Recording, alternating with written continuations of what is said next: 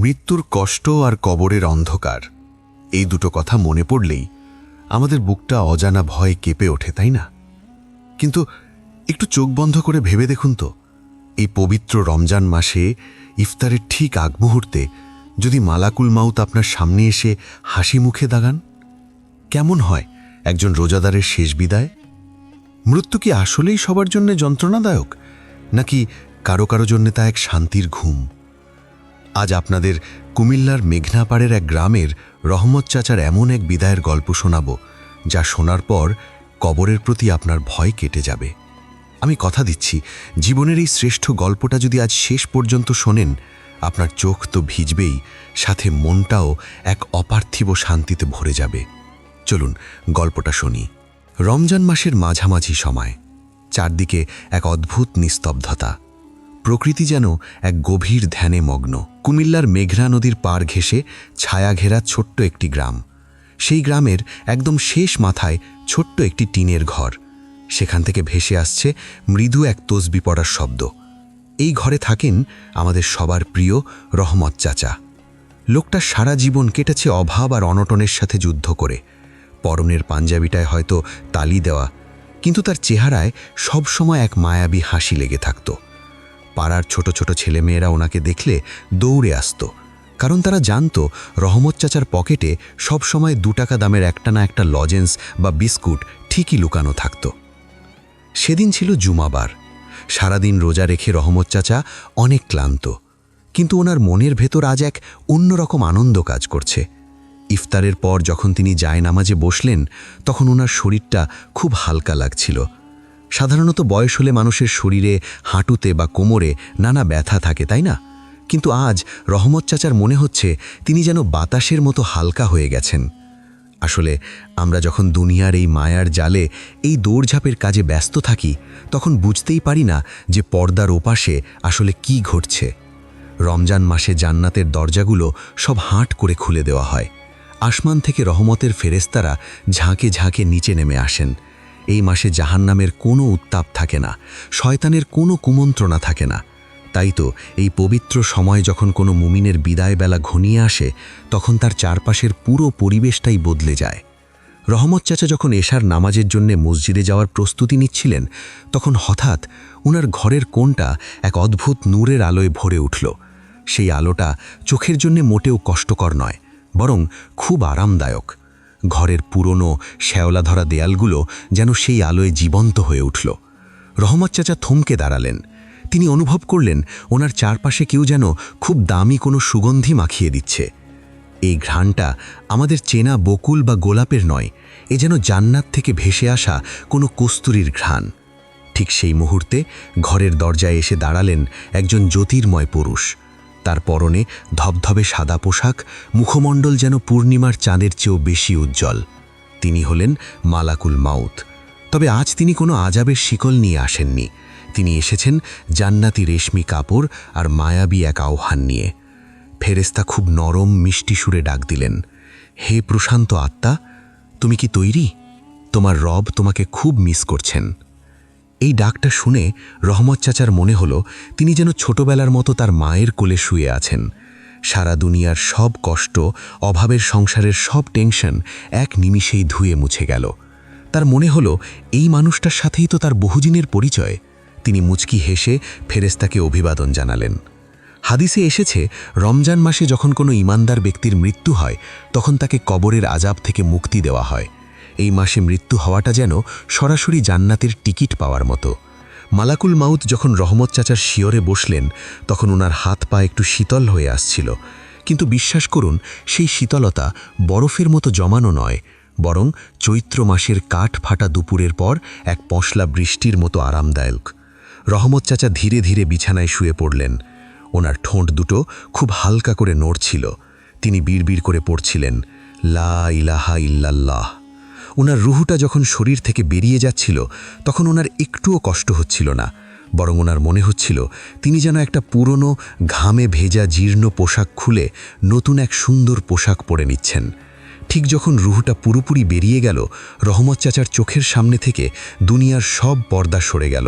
তিনি দেখতে পেলেন হাজার হাজার ফেরেশতা সারি বেঁধে তাকে সালাম দিচ্ছেন। তারা যেন এক রাজকীয় মেহমানকে বরণ করার জন্যে অধীর আগ্রহে অপেক্ষা করছেন। আর নিচে পড়ে থাকা সেই নিথর দেহটার মুখে তখন এক মায়াবী হাসি লেপ্টে আছে, যে হাসি দেখে মনে হচ্ছে তিনি যেন কোনো স্বপ্নপুরীতে হারিয়ে গেছেন। বাড়ির লোকজন যখন ওনার কাছে এলো, তারা দেখল রহমত চাচা আর নেই। কিন্তু আশ্চর্যের বিষয় হলো, পুরো ঘরে তখনও সেই জান্নাতি সুঘ্রাণটা রয়ে গেছে। গ্রামের মানুষ সবাই বলাবলি করতে লাগলো, আহা, রহমত চাচার কি ভাগ্য গো, জুমার দিন, তাও আবার রমজান মাসে ওনার বিদায় হলো। ওদিকে রহমত চাচার রুহটা যখন শরীর থেকে আলাদা হয়ে গেল, তখন তার মনে হলো তিনি যেন এক মায়াবী কুয়াশার ভেতর দিয়ে উঠছেন।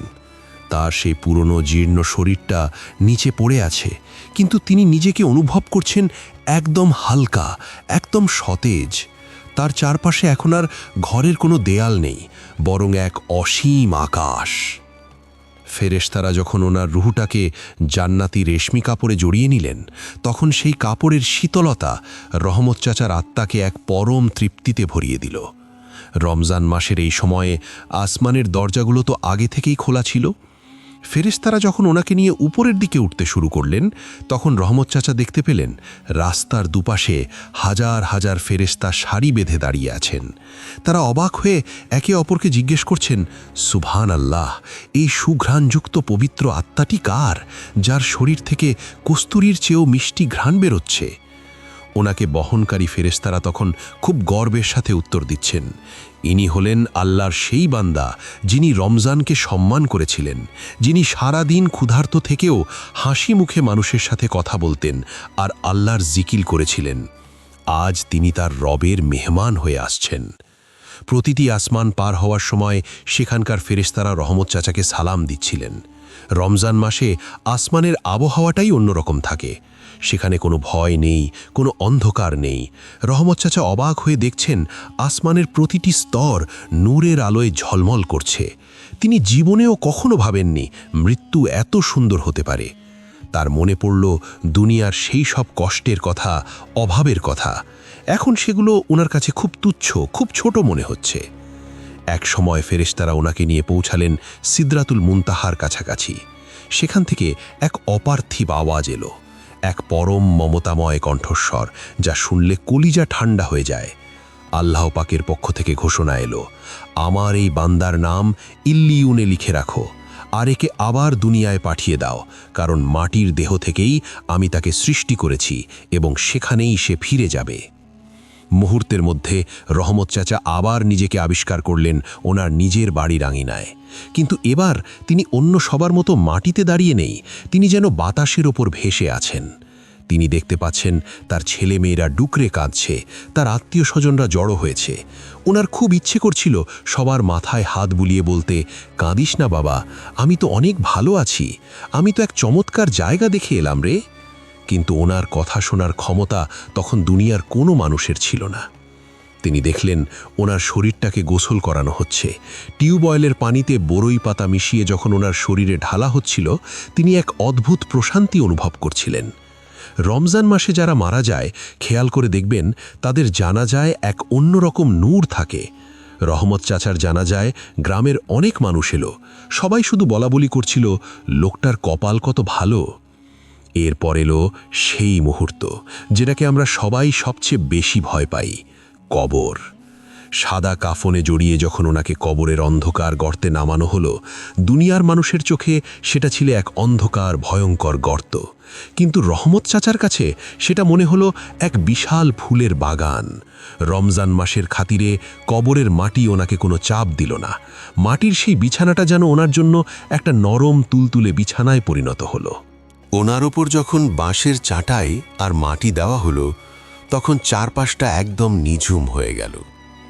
আত্মীয় স্বজনরা চোখের পানি ফেলে দোয়া পড়ে একে একে চলে যেতে শুরু করল। রহমত চাচা কবরের এক কোণে বসে একা ভাবছেন, এখন কি হবে? ঠিক তখনই কবরের ভেতরটা আবার সেই মায়াবী আলোয় ভরে উঠল। দুজন ফেরেশতা এলেন, মুনকার আর নাকির। সাধারণত তাদের রূপ দেখে মানুষ ভয় পাথর হয়ে যায়, কিন্তু রহমত চাচা দেখলেন তাদের চেহারা আজ খুব কোমল, রমজানের পবিত্রতা ওনাদের চেহারায় এক ধরনের মমতা ফুটিয়ে তুলেছে। তারা খুব নরম গলায় জিজ্ঞেস করলেন, তোমার রব কে? রহমত চাচা কোনো দ্বিধা ছাড়াই হাসি মুখে বললেন, আমার রব আল্লাহ। তোমার ধর্ম কি? আমার ধর্ম ইসলাম। তোমার নবী কে? রহমত চাচা আমাদের প্রিয় নবীজির সাল্লাল্লাহু আলাইহি ওয়াসাল্লামের নুরানি চেহারার দিকে ইশারা করে বললেন, ইনিই তো আমার কলিজার টুকরা নবী মুহাম্মদ সাল্লাল্লাহু আলাইহি ওয়াসাল্লাম। ফেরেশতারা মুচকি হাসলেন। তারা বললেন, আমরা জানতাম তুমি এটাই বলবে, কারণ তুমি রমজান মাসে আল্লাহর জন্য নিজের প্রবৃত্তি দমন করেছিলে। এখন তুমি পরম শান্তিতে ঘুমাও। রহমত চাচা দেখলেন কবরের একপাশ থেকে জান্নাতের একটা জানালা খুলে গেল। সেখান থেকে জান্নাতি হাওয়া এসে ওনার কবরের সবটুকু কোণ পবিত্র করে দিল। ওনার যে ক্ষুধা ছিল, যে পিপাসা ছিল, সব মিটে গেল এক নিমিষেই। তিনি অনুভব করলেন ওনার সারা জীবনের রোজাগুলো যেন নূরের আকৃতি ধারণ করে ওনার চারপাশে দাঁড়িয়ে পাহারা দিচ্ছে। রমজান মাসের প্রথম রাতটা রহমত চাচার কাছে মনে হলো মাত্র কয়েক মিনিটের একটা সুন্দর স্বপ্ন। তিনি এখন আর একা নন। কবরের সেই নিস্তব্ধতায় জান্নাতের সুঘ্রাণ আর ফেরেশতাদের তসবিহ পাঠ ওনাকে এক মায়াবী ঘোরে আচ্ছন্ন করে রাখল। রহমত চাচার কবরের সেই জান্নাতি জানালার ওপাশ থেকে যে সুঘ্রাণ আসছিল, তা যেন ওনার সারা জীবনের সব ক্লান্তি এক নিমিষে ভুলিয়ে দিল। আমরা যারা দুনিয়ায় বেঁচে আছি, আমাদের কাছে কবর মানেই এক বিভীষিকা, এক অন্ধকার গর্ত। কিন্তু রমজানের এই বরকতময় সময়ে রহমত চাচার কাছে এই কবরটা মনে হচ্ছে এক পরম শান্তির বাসরঘর। মাটির গভীর স্তরে যেখানে কোনো সূর্যের আলো পৌঁছয় না, সেখানে আজ এক অন্যরকম ভোর হয়েছে। হঠাৎ রহমত চাচা দেখলেন ওনার পায়ের কাছে খুব সুন্দর একজন যুবক বসে আছেন। তার চেহারা থেকে যেন নূর চুঁইয়ে পড়ছে। রহমত চাচা অবাক হয়ে জিজ্ঞেস করলেন, বাবা, তুমি কে? এই নির্জন কবরে তুমি কেন আমার পাশে বসে আছো? সেই যুবক মৃদু হেসে উত্তর দিল, চাচা, আমাকে চিনতে পারছেন না? আমি আপনার সেই তেলাওয়াত করা পবিত্র কোরআন, আমি আপনার সেই সারা দিনের রাখা রোজা। আপনি যখন ক্ষুধার্ত অবস্থায় আমাকে পাঠ করতেন, আমি তখনই আল্লাহর কাছে ওয়াদা করেছিলাম, আপনার এই একাকিত্বের দিনে আমি আপনার সাথী হব। রমজান মাসে আপনি আমাকে ভালোবেসেছেন, আজ আমি আপনাকে পাহারা দিচ্ছি। আহা, কি সেই দৃশ্য! রহমত চাচা বুঝতে পারলেন দুনিয়ার জমানো ধন সম্পদ, জমি জমা, বাড়ি গাড়ি কিছুই সাথে আসেনি। এসেছে শুধু এই আমলগুলো। কবরের দেওয়ালগুলো এখন আর মাটির নেই, সেগুলো যেন নূরের চাদরে ঢাকা পড়ে গেছে। রহমত চাচার মনে হলো তিনি যদি আরও আগে এই দুনিয়া ছেড়ে চলে আসতেন, তবে কতই না ভালো হতো। কারণ এখানে কোনো মিথ্যে নেই, কোনো হিংসা বা অভাব নেই, আছে শুধু রবের পক্ষ থেকে আসা অসীম মমতা। রমজান মাস শেষ হয়ে যখন আকাশে ঈদের চাঁদ উঠল, দুনিয়ার মানুষ যখন নতুন জামা পরে খুশিতে মেতে উঠল, রহমত চাচার কবরে তখন জান্নাতি ঈদ শুরু হয়ে গেছে। কারণ যারা রমজান মাসে ঈমানের সাথে বিদায় নেয়, আল্লাহ পাক তাদের জন্য হাসরের ময়দান পর্যন্ত এক বিশেষ আরামের ব্যবস্থা করে দেন। রহমত চাচা এখন আর সময়ের হিসাব রাখছেন না। তার কাছে মনে হচ্ছে এই তো সেদিন তিনি অজু করে জায়নামাজে বসেছিলেন, আর এখনই যেন তিনি জান্নাতের সুশীতল ছায়ায় ঘুমাচ্ছেন। ভাই ও বোনেরা, রহমত চাচার গল্প তো এখানেই শেষ, কিন্তু আমাদের গল্প কি শেষ হয়েছে? আমরা কি জানি আমাদের জীবনের শেষ রমজান কোনটা? হয়তো এটাই আপনার জীবনের শেষ রমজান। হয়তো আগামীকালের সেহরিটা আপনার নসিবে নেই। আমরা সারাটা জীবন কত কিছুর পেছনে ছুটি, টাকা, কেরিয়ার, সমাজ, অথচ রহমত চাচার মতো এমন একটা মায়াবী মৃত্যু কি আমরা পাবো? আমরা কি পারবো কাল হাসরের মাঠে আল্লাহর সামনে দাঁড়িয়ে বলতে যে, হে আল্লাহ, আমি তোমার জন্য তৃষ্ণা সহ্য করেছি, আমি তোমার জন্য তারাবির রাত জেগেছি? একটু চোখ বন্ধ করে ভেবে দেখুন তো, যেদিন আপনার নাম আপনার পাড়ার মসজিদের মাইকে ঘোষিত হবে, ইন্না লিল্লাহি ওয়া ইন্না ইলাইহি রাজিউন, সেদিন কি আপনার কবরের চারপাশটা রহমত চাচার মতো নূরে ভরে উঠবে, নাকি গুটি কয়েক আমলের অভাবে অন্ধকারে ছেয়ে যাবে? ওরে ভাই, দুনিয়াটা বড়ই মায়ার। এই মায়া, এই রঙিন পর্দা আমাদের অন্ধ করে রেখেছে। কিন্তু মৃত্যু যখন শিওরে এসে দাঁড়াবে, তখন এই রমজানই হবে আমাদের একমাত্র ভরসা। এই রোজাই হবে আমাদের শেষ সম্বল। আসুন আল্লাহর কাছে আজ চোখের পানি ফেলে আকুতি করি, হে দয়াময় রব, আপনি আমাদের মৃত্যুটাকে রহমত চাচার মতো সুন্দর করে দিয়েন। আমাদের শেষ বিদায়টা যেন রমজানের কোনো এক রহমতের রাতে হয়। যখন সারা দুনিয়া ঘুমিয়ে থাকবে তখন আপনি আপনার নূরের কোলে তুলে নিয়েন। আমরা অনেক গুনাহগার, আমরা অনেক পাপী, কিন্তু আমরা তো আপনারই বান্দা। আমাদের কবরের অন্ধকারটা আপনি সহ্য করতে পারবেন না মাবুদ। আপনি আমাদের কবরের রমজানের জান্নাতি জানালাটা খুলে দিয়েন।